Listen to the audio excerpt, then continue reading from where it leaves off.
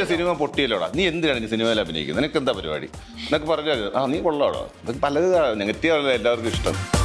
മമ്മൂട്ടി ഇത് കാണാറുണ്ട്, ലാലേട്ടൻ കാണാറുണ്ട്, എല്ലാവരും കമന്റ്സ് വായിക്കും. അതൊരു രസമാണ്, ഞങ്ങൾക്ക് എന്റർടൈൻമെന്റ് ആണ്. അല്ലാതെ ബുക്ക് മൈ ഷോയിലുണ്ട്.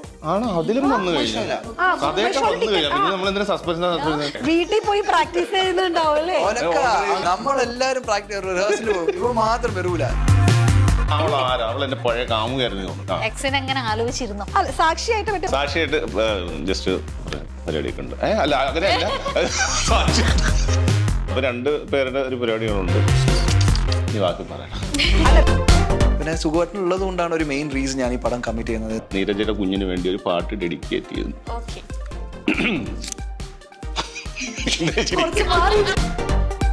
ഇപ്പൊ ചേട്ടന്റെ ക്യാരക്ടർ ഇതിനകത്ത് വരുന്ന അഡോപ്റ്റ് ചെയ്തിട്ടുള്ള ഒരു മോനായിട്ടല്ലേ? അതൊക്കെ അങ്ങനെ അല്ല, അത് ബുക്ക് മൈ ഷോയിലുണ്ട്. ആണോ? അതിലും വന്നു കഴിഞ്ഞാൽ കഥയൊക്കെ വന്നു കഴിഞ്ഞാൽ പിന്നെ നമ്മൾ എന്തിനാ സസ്പെൻസ്? അല്ല, ഇപ്പൊ ഞാൻ കറക്റ്റ് ആയിട്ട് പറഞ്ഞില്ലേ, അങ്ങനെ അഡോപ്റ്റ് ചെയ്ത ഒരു മോനായിട്ടാണ് വരുന്നത്.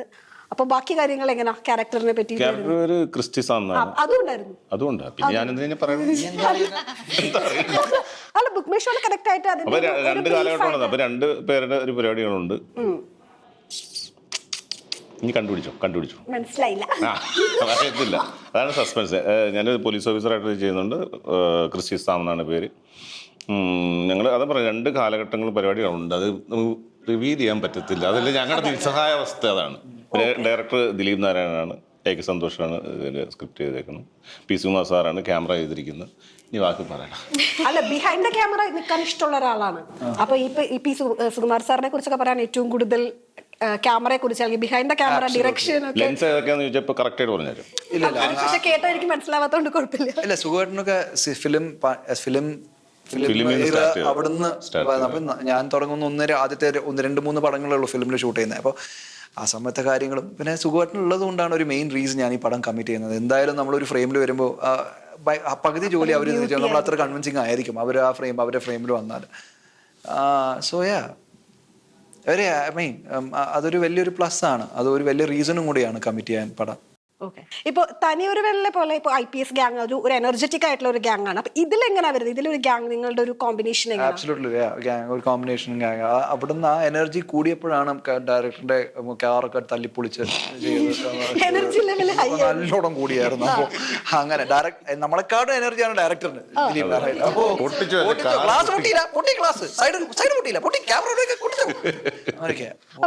കുറെ ടേക്ക് പോയ എന്തെങ്കിലും സംഭവമൊക്കെ ഉണ്ടായിട്ടുണ്ടോ ഈ ഫൈറ്റ് സീനിൽ? പിന്നല്ലേ, ആ കാറിന്റെ എത്ര അടിച്ചിട്ട് ആ കാറിന്റെ ഗ്ലാസ് പൊട്ടുന്നില്ല. അപ്പൊ പിന്നെ പൊട്ടിച്ച് ഇതിപ്പോ കാറിന്റെ ആടായിരിക്കും ഇന്നോവയുടെ ഗ്ലാസിന് നല്ല സൈഡില് ഇറ്റ്സ് ഫൺ. നമ്മളെല്ലാരും യങ്സ്റ്റേഴ്സ് ആണല്ലോ. പിന്നെ ഒരു ക്യാമ്പസ് ആദ്യത്തെ ഒരു വരുന്നത് ഒരു മേജർ സെക്ഷൻ വരുന്ന ക്യാമ്പസിൽ കോളേജിലാണ്. അപ്പോൾ പിന്നെ ദാറ്റ് വാസ് ഫൺ. ഒരു ക്യാമ്പസ് സോങ് ഉണ്ട്, ഡാൻസ് ഉണ്ട്. ഡാൻസ് എല്ലാവരും ഒരുമിച്ചാണ് റിഹേഴ്സൽ ഷൂട്ട് കഴിഞ്ഞിട്ട്.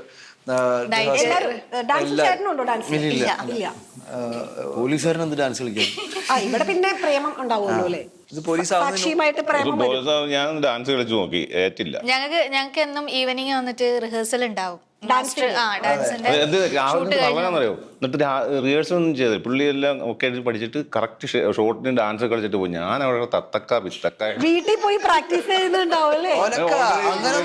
നല്ല ഡാൻസ്. നമ്മളെല്ലാരും റിഹേഴ്സൽ പോകും, ഇവ മാത്രം വരൂല. അപ്പൊ ഞാൻ വിചാരിച്ചു ഓക്കെ നല്ല ഡാൻസർ ആയിരിക്കും, അറിയുന്നോണ്ടായിരിക്കും. വരുമ്പോഴത്തേക്കും പറഞ്ഞിട്ടുണ്ടോ എന്നെ കുട്ടി ഡാൻസ് നടക്കും തോന്നാനല്ലോ? പിന്നെ അവിടെ എന്തൊക്കെയാ ക്ലാസിക്കൽ വരുന്നുണ്ടോ? എന്റെ പൊന്നു, സാക്ഷിയായിട്ട് സാക്ഷിയായിട്ട് ജസ്റ്റ് പരിപാടിയൊക്കെ ഉണ്ട്. അല്ല അങ്ങനെയല്ല, സാക്ഷിയായിട്ട് വേറെ സോങ് പരിപാടികൾ. പ്രണയം എന്നുള്ള സീനിൽ വരുന്ന സോങ്സ്, അതിൽ കുറെ കളരി പരിപാടിയൊക്കെ അങ്ങനെ നമ്മുടെ നാട്ടുമ്പുറത്ത് എന്തൊക്കെ സംഭവങ്ങള് കളരി അതൊക്കെ പ്രാക്ടീസ് ചെയ്തില്ല. കളരി സാക്ഷി തന്നെ കളരി ചെയ്ത് ഞാൻ ഇല്ലായിരുന്നു അന്ന്. അതുകൊണ്ട് ഞാൻ രക്ഷപ്പെട്ടു. അവർക്കൊരു മേജർ ആക്ഷൻ ബ്ലോക്ക് ഉണ്ട്. ഒരു സീക്വൻസ് ഫൈറ്റ് മോഡലാണ് ഫൈറ്റ് ചെയ്യുന്നുണ്ട്. പിന്നെ നമ്മള് കുട്ടേട്ടൻ വിജയനേട്ടനുണ്ട്, എന്റെ ഫാദറായിട്ടാണ് ചെയ്യുന്നത്. അദ്ദേഹം ഒരുപാട് സപ്പോർട്ട് ചെയ്ത് അഡോപ്റ്റ് ചെയ്ത അച്ഛൻ എന്നുള്ളത് അല്ലേ? ആ അച്ഛൻ മകൻ കോമ്പിനേഷൻ എങ്ങനെ വരുന്നത്?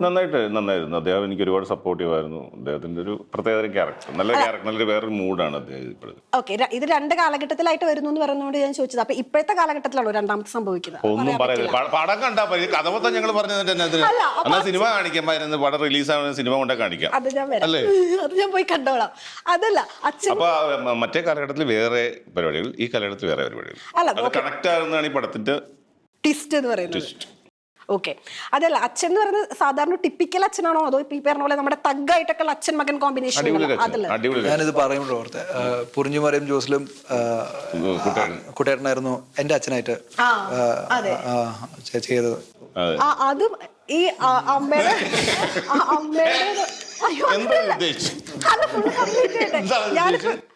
അമ്മയുടെ ആ വീഡിയോ ഉണ്ടായിരുന്നല്ലോ, അതിന്റെ താഴെ രൺബീറിനെ പോലെ ഉണ്ടെന്ന് പറഞ്ഞില്ലേ, അതിന്റെ താഴെ ഈ കമന്റ് ഉണ്ട്, പൊറിഞ്ചു പറയും ജോസിൽ ഇവരെ തല്ലിക്കൊന്നതാണല്ലോ എന്ന്.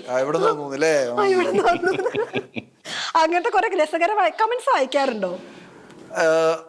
ചിലപ്പോൾ വായിക്കാറുണ്ട്. ഞാൻ ഫസ്റ്റ് ഓഫ് ഓൾ ഞാൻ സോഷ്യൽ മീഡിയയിൽ അങ്ങനെ പ്രസൻസ് ഇല്ലാത്ത ഒരാളാണ്. അപ്പം ഞാനിത് കാണുന്ന കുറവാണ്. ഫോർവേഡ് ചെയ്യുമ്പോൾ വായിക്കാറുണ്ട്. ചേട്ടൻ എങ്ങനെ സോഷ്യൽ മീഡിയയിൽ ആക്റ്റീവായി നിൽക്കുന്ന ഒരു ഇഷ്ടമുള്ള ആളാണ്? ഇതുപോലെ കമന്റ്സ് ഒക്കെ വായിക്കും ആണോ? അത് ഫീൽ ചെയ്യാറുണ്ടോ? അല്ലെങ്കിൽ എന്തിനു ഫീൽ ചെയ്തിട്ട് സന്തോഷമല്ല, അവർക്കൊരു സന്തോഷം, നമ്മൾ വായിക്കും, നമുക്കൊരു സന്തോഷം. നിങ്ങൾ നല്ലത് മാത്രമേ പറയുന്നുള്ളൂ. അത് എല്ലാം കൂടെ നമ്മൾ ഫീൽ ചെയ്യാൻ തുടങ്ങി പിന്നെ വല്ലാതെ ഫീലിംഗ് ആയി. നെഗറ്റീവ്സ് നല്ല രസമല്ലേ ഇത് വായിക്കും, നമുക്ക് എന്റർടൈൻമെന്റ്. ആദ്യമൊക്കെ നമുക്ക് സങ്കടം തോന്നി, ഇപ്പൊ നമുക്ക് എന്റർടൈൻമെന്റ് ആയിട്ട് കാണാം. അത് നല്ല രസമാണ്. നിന്റെ സിനിമ പൊട്ടിയല്ലോടാ, നീ എന്തിനാണ് ഈ സിനിമയിൽ അഭിനയിക്കുന്നത്, നിനക്ക് എന്താ പരിപാടി എന്നൊക്കെ പറഞ്ഞാൽ നീ കൊള്ളാടോ. അതൊക്കെ പലത് നെഗറ്റീവ് ആണല്ലോ എല്ലാവർക്കും ഇഷ്ടം. നെഗറ്റീവ് കമന്റ്സ് അല്ലേ ഏറ്റവും കൂടുതൽ എനിക്ക് തോന്നുന്നു. ഞാൻ ഈ ഒരു ആൻസറെ അല്ല പ്രതീക്ഷിച്ചത്. സാധാരണ ആർട്ടിസ്റ്റുകൾ ഞങ്ങൾക്ക് അതിനുള്ള സമയമില്ല, ഞങ്ങൾ ഇത് നോക്കാറില്ല. ഞാൻ ഈ ആൻസർ ഇപ്പൊ വരും എന്ന് പറഞ്ഞ് വെയിറ്റ് ചെയ്തിരിക്കുവായിരുന്നു. എല്ലാവരും എന്റർടൈൻമെന്റ് ചെയ്യാറുണ്ട്. മമ്മൂട്ടി ഇത് കാണാറുണ്ട്, ലാലേട്ടൻ കാണാറുണ്ട്, എല്ലാവരും കമന്റ്സ് വായിക്കും. അതൊരു രസമാണ്. ഞങ്ങൾക്ക് എന്റർടൈൻമെന്റ് ആണ്. ടൈം പോകുന്നില്ലെങ്കിൽ അപ്പൊ തന്നെ ഞങ്ങൾ എടുക്കുന്നു, കമന്റ്സ് വായിക്കുന്നു. പിന്നെ അത് വായിക്കുമ്പോൾ നമുക്കൊരു ഫീഡ്ബാക്ക് കിട്ടുമല്ലോ. എന്താണ് നമ്മുടെ സോഷ്യൽ ഇമേജ്, അല്ലെങ്കിൽ എന്താണ് ആസ് എൻ ആക്ടർ ഓഡിയൻസ് എന്താണ് നമ്മളെ പറ്റി വിചാരിച്ചിരിക്കുന്ന കാര്യം അറിയാൻ പറ്റില്ല. ഞാൻ പോസ്റ്റ് ചെയ്യുന്ന പോസ്റ്റുകളുടെ കമന്റ്സ് വായിക്കാറുണ്ട്. എല്ലാ കമന്റ്സും വായിക്കാറില്ല, ഞാൻ ഇടുന്നതിന്റെ എല്ലാ കമന്റ്സും വായിക്കാറുണ്ട്. ഒരു സിനിമ കഴിയുമ്പോൾ അതിന്റെ ഒരു ഫീഡ്ബാക്ക് പോലെ കുറെ വരും. അത് ചേട്ടൻ പിന്നെ നമ്മൾ അഭിനയിച്ച സിനിമയുടെ, അല്ലെങ്കിൽ നമ്മുടെ സുഹൃത്തുക്കളുടെ സിനിമയുടെ, അല്ലെങ്കിൽ നമുക്ക് ഇഷ്ടപ്പെട്ടൊരു സിനിമയുടെ കമന്റ്സ് ഒക്കെ വായിക്കാം. ചേട്ടൻ ഇപ്പോഴും മറ്റേ ജിം ബ്രൂട്ടർ എന്നുള്ള രീതിയിലാണ് തോന്നുന്നു ഇപ്പോഴും ആളുകൾ പറയുന്നത്. ആണോ? ഇപ്പോഴും ഇത് നമ്മുടെ ജിം ബ്രൂട്ടർ അല്ലേ? ഏത് പോസ്റ്റ് ഇടുമ്പോഴും അത് എവിടെങ്കിലൊക്കെ ആരെങ്കിലും മെൻഷൻ ചെയ്തിട്ടുണ്ട്. പലർക്കും എന്റെ പേര് അറിയില്ല. ഇയാള് സിനിമയിലൊക്കെ ഉള്ള ആളാണെന്ന് അറിയാം, പക്ഷെ ഇയാളുടെ പേര് ഗോകുലൻ എന്നാണെന്ന് ആർക്കും അറിയില്ല. ഈ ജിംബ്രോട്ട് എന്നുള്ള ആ ക്യാരക്ടർ വർക്ക് ആയത് കാരണം കൊണ്ടും, ആ സിനിമ തിയേറ്ററിൽ വർക്ക് ആയതുകൊണ്ടും ആ ക്യാരക്ടറിലാണ് എന്നെ പലപ്പോഴും അറിയുന്നത്. പക്ഷേ കേസ് ഡയറിയില് ഭയങ്കര പേരാണ്, എടുത്താ പൊങ്ങുന്ന പേരാണ് ഗോകുൽജി. എനിക്ക് പറയേണ്ടി വരുന്നില്ലല്ലോ എന്റെ പേര്. പക്ഷെ ഞാനെ വിളിച്ചോണ്ടിരിക്കുകയാണ്, പേര് മൊത്തം വിളിക്കണേ ഞാൻ ഷോർട്ടാക്കി വിളിക്കാൻ പറ്റില്ല. ഷോർട്ടാക്കി വിളിക്കണ്ടല്ലോ. വ്ളാഡി എന്ന് വിളിക്കും. വ്ളാഡിമർ എന്നാണ് അദ്ദേഹത്തിന്റെ കഥാപാത്രം. അപ്പൊ ഞാൻ കൂടുതലും വിളിക്കണം വ്ളാഡി വ്ളാഡി വ്ളാഡി വ്ളാഡി വ്ളാഡി. പുള്ളിയുടെ പേര് ഞാനേ വിളിക്കുള്ളൂ. പാടുവോ? നന്നായി ഗൂഗിൾ സ്റ്റാർട്ട് ചെയ്തു. ഞാൻ പാടുന്നില്ല, ഞാൻ പാടില്ല. നിരഞ്ജനക്ക് വേണ്ടി ഒരു പാട്ട് ഡെഡിക്കേറ്റ് ചെയ്തത്. സോറി, നിരഞ്ജന അവൾ എന്റെ പഴയ കാമുകയായിരുന്നു തോന്നുന്നു. ഇടക്ക് അവളുടെ പേര് കയറി വരുന്നത് നീരജ, മാറിപ്പോയി. എങ്ങനെ ആലോചിച്ചിരുന്നോ? അപ്പൊ ഞാന് നീരജയ്ക്ക് വേണ്ടി ഒരു പാട്ട് പാടിയിരുന്നു. നീരജയ്ക്ക് വേണ്ടിയല്ല, നീരജ കുഞ്ഞിന് വേണ്ടി. നീ അതിന് ആവർത്തിക്കണോ? ഇവിടെ വേറെ പാട്ട് പഠിക്കും, ഇഷ്ടം പോലെ ഉണ്ട്. ആണോ? ആ പാട്ട് തന്നെ പാടിയ നിങ്ങളുടെ ചാനലിന് കുഴപ്പമുണ്ടോ? എനിക്ക് അത് ഞാൻ എൻ്റെ കുഞ്ഞിനെ പഠിച്ചോണ്ടിരിക്കണം, അത് കാണാതെ പഠിച്ചു വെച്ചേക്ക് ഇപ്പൊ. അപ്പൊ നിരഞ്ജനക്ക് വേണ്ടി നമുക്ക് അത് ഇട്ടു കൊടുക്കാം അല്ലേ? നിരഞ്ജനല്ല, നീരജാണ്, നിരഞ്ജന വിളിച്ചോണ്ടിരിക്കണേ. പോട്ടെ, എല്ലാം കഴിഞ്ഞു. നീരജയ്ക്ക് വേണ്ടി ഞാൻ ആ പാട്ട്, നീരജയുടെ കുഞ്ഞിന് വേണ്ടി ഒരു പാട്ട് ഡെഡിക്കേറ്റ് ചെയ്യുന്നു.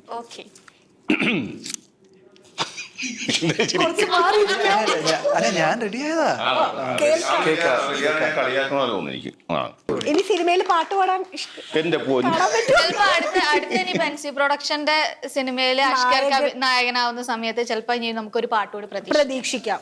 അതെ, അല്ലെങ്കിൽ പാട്ട് പാടുന്ന ഒരു നായകനായിട്ട് പ്രതീക്ഷിക്കാം. അതെ അതെ ആ, പാട്ട് പാടുന്ന ഒരു ക്യാരക്ടർ. അതെ അഷ്കർ നായകനായ സിനിമയിൽ പുറത്തുനിന്ന് മ്യൂസിക് ഇല്ല, മ്യൂസിക്കിന് ആരും എടുക്കുന്നില്ല, സിംഗേഴ്സ് ഇല്ല, മ്യൂസിക് ഡയറക്ടേഴ്സ്. ഒരു പാട്ട് പാടാം ആ അല്ലേ? ഒരു പാട്ട് എല്ലാ സിംഗേഴ്സും പാടുമ്പോൾ ഞാൻ പാടുക ബാക്കിയുള്ളവരെന്നെ കൊല്ലത്തില്ല അല്ലേ? ഒരു കുഴപ്പമില്ല, ഓട്ടോ ട്യൂൺ ഇപ്പൊ മൊത്തം. അതെ അതെ എല്ലാവർക്കും അവസരം കൊടുക്കണ്ടേ അല്ലേ? തീർച്ചയായും. അതുകൊണ്ട് ഓക്കെ.